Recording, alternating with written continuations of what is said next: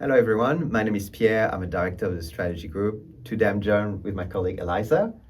We're boutique consultancy. We do a lot of work with local government across Australia around customer experience or CX, whether it's a strategy, a piece of implementation, training, or service redesign. As part of this series, we want to explore different services we've helped redesign with local government in Australia.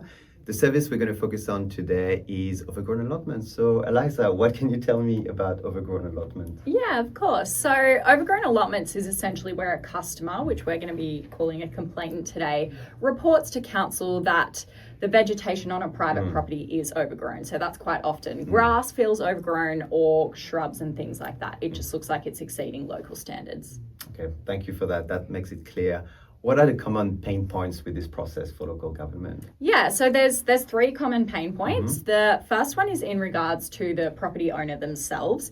They often, the inspection and a case is built against them before they're even aware that there's been a problem. So they really quite get blindsided and they can even get fined beforehand. And the second point is that the complainant themselves, they often actually don't receive many updates throughout the long inspection process. So they often just see that grass is still overgrown, which is quite frustrating for them. And then the third point is actually from the council's perspective, which is where what the complainant believes is overgrown might not align with what the council considers to be overgrown. So there's a little bit of difference in expectation there. So therefore they're wasting time inspecting properties that might not be classified as overgrown. Interesting. And what are the things we're suggesting in order to improve this process overall? Yeah, so in terms of those three common pain points, the first one and the biggest one is actually flipping that model.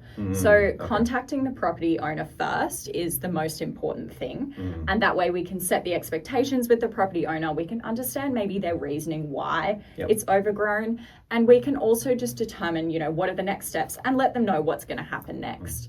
The next thing is obviously actually providing those proactive updates to the complainant, just so they're aware and have the visibility as to what's going on to manage their expectations as well.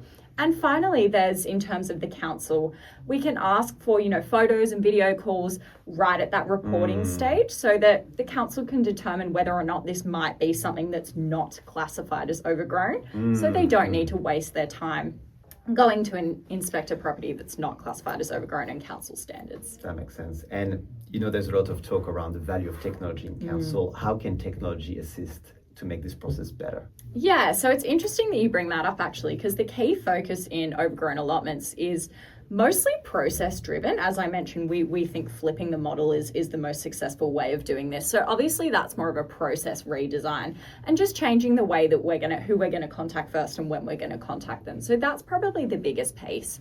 However, in terms of technology, councils already have a lot of technology, whether it's Microsoft Office, whatever that looks like, that they can already utilize. There's not always that need to buy new technology and to upgrade. So we can, use the technology that we've already got in these new process redesigns.